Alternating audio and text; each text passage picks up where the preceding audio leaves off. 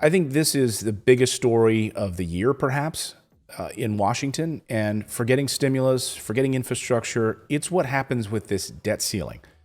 We are still in a pandemic. Case numbers are surging. We saw what's happening in Louisiana over the weekend.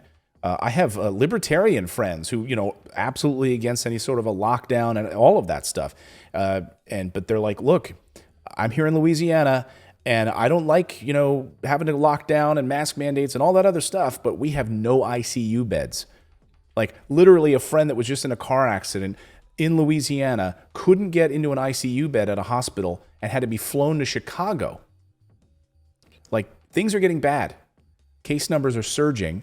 And there are talks now within the White House that we could be headed into another lockdown.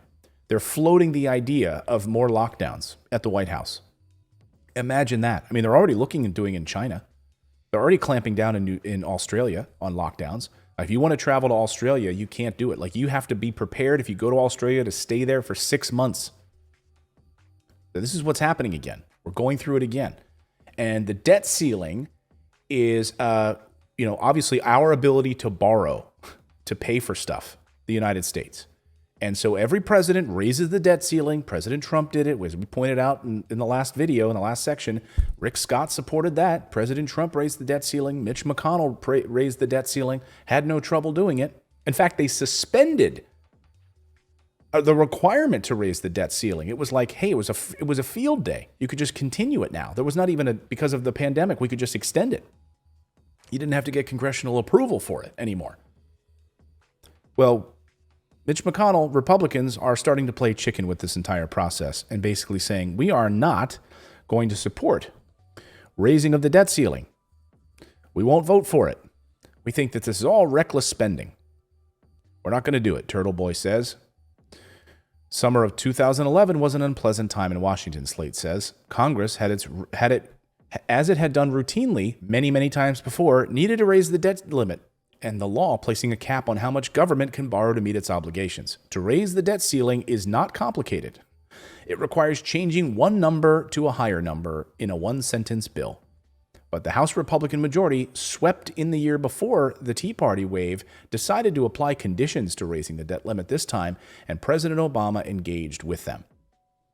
It was a disaster, the summer of 2011. I don't know if you remember it, and then we had to go through it all again towards the December of that year. It was a disaster.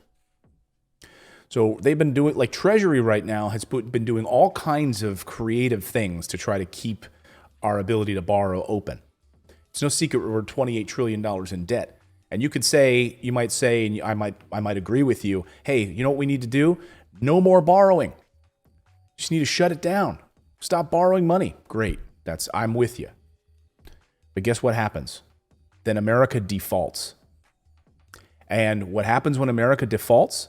That means that companies that were relying on the United States government to pay them back now lose incredible confidence in the United States government to pay them back, and United States dollar as a reserve currency goes in the toilet. The U.S. economy would absolutely collapse under the weight of a default. So I agree with you. We should not be spending this kind of money. I would love to go back to the President Clinton years where he worked with a Republican Congress and had a balanced budget, and we had a surplus, and we were paying off this debt. And then President Bush exploded, Iraq, Afghanistan. Well, this morning, we have word from the Treasury Secretary. It's kind of an unbelievable move from Janet Yellen this morning, that she is telling Congress today, she's going to release this today, to lift the debt limit using what's called regular order, which means not through a budget reconciliation bill. She wants Republicans and Democrats on the floor of Congress to sign off on this and do it. And Yellen's going to release this today. Here is the statement on the screen. It says, as I said in my letter to Congress on July 23rd, increasing or suspending the debt limit does not increase government spending, nor does it authorize spending for future budget proposals. It simply allows Treasury to pay for the previously enacted expenditures, things that they agreed to under Trump and before. Failure to meet those obligations would cause irreparable harm to the United States economy and the livelihoods of all Americans. So remember, this is money that's already been spent. and now needs to be paid back to the people that let us borrow it.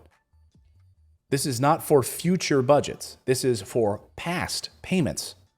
This is a huge deal. I mean, I want to underline this because the mainstream media is not even talking about this. The mainstream media is saying we're back, baby, or they're trying to scare you about coronavirus right now. We're back, baby, with this economy. If you watch conservative media, if you watch, like CNN and so forth, like this economy's burning and churning. That's great. We have a labor shortage that they're not even talking about. And, this is the true story here. This is an absolute disaster.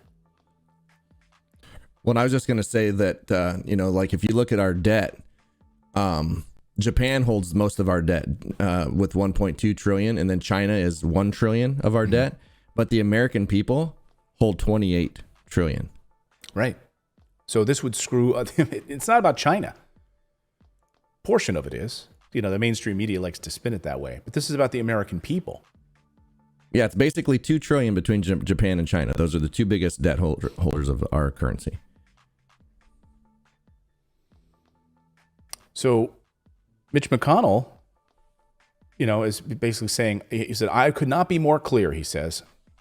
Democrats have the ability. They control the White House. They control the House. They control the Senate. They can raise the debt limit. And if it's raised, they will do it. So basically he's saying, hey, you just got to pass this through a reconciliation process right now. Don't even rely on us because we're Republicans and we are principled. We are principled. But never mind the fact, like Rick Scott, that it's okay when President Trump does it and you support it, right? That's fine. But now because it's a Democrat in the presidency, by the way, paying off debts that were accrued under the Trump presidency. That's a big deal. So this is a big deal. Come on, man. He's only been there for 2 years, all right? Give him a break. Rick Scott, yeah. Yeah. Yeah. He's, he can't handle the truth. It's a big deal. You want me on that wall.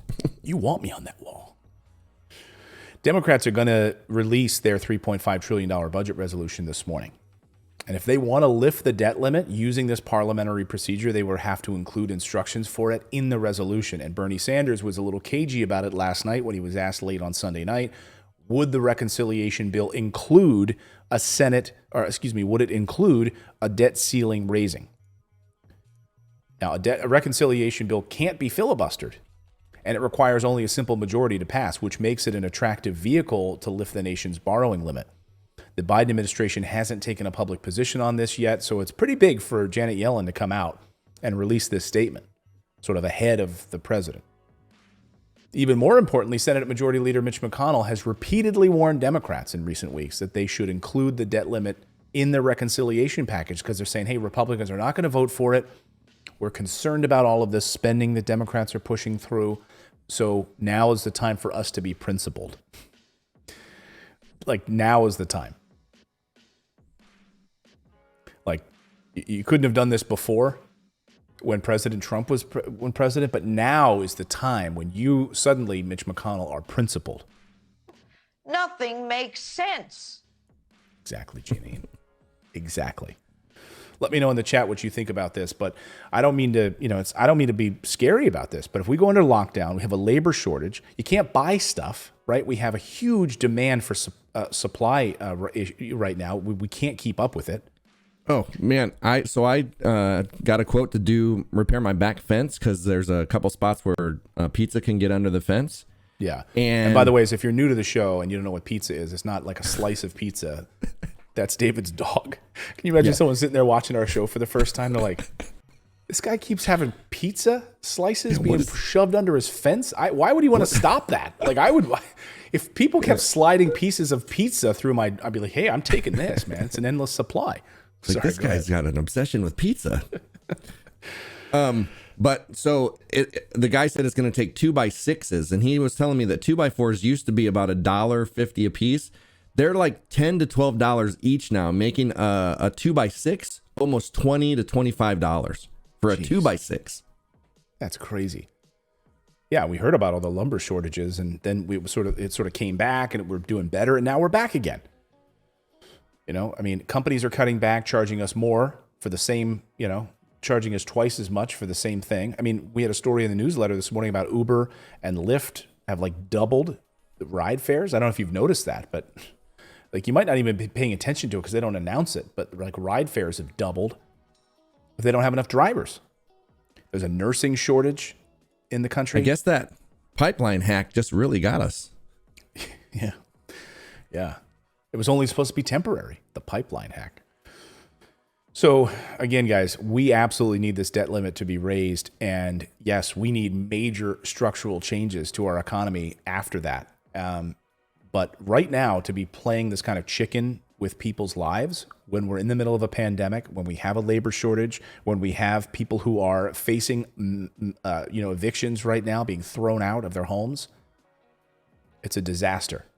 So Congress, get off your ass and get it done. And Mitch McConnell, stop acting all sanctimonious. Yeah, pretend it's a war budget. Pretend we are, pretend you're going to hurt us and not help us. Right. Yeah. Imagine if it was Bizarro Congress, like they do everything in reverse. We're not paying for your military. We're going to help the people. I mean, literally imagine if Congress would do the opposite of what it always does. Imagine how great America could be. Oh my gosh, their approval rating would be through the roof. Instead of the crap hole that it is right now. You want to cut cut Medicare and Social Security right now to pay for this. That's what you want to do? Don't cut the military budget because we need to keep bombing other countries. Yeah, can't do that. Going after screams when if they went for laughs, their approval rating would be. It's like Monsters Inc. Just Monsters Inc. Got to go for the laughs. Thanks for subscribing to the channel. You can also become a channel member by going to morninginvest.com/join, where you can stick it to the mainstream media and support independent journalism. We're able to bring you the stories that you won't see on any of the major billionaire-backed networks. Thanks so much. We'll see you next time, everyone.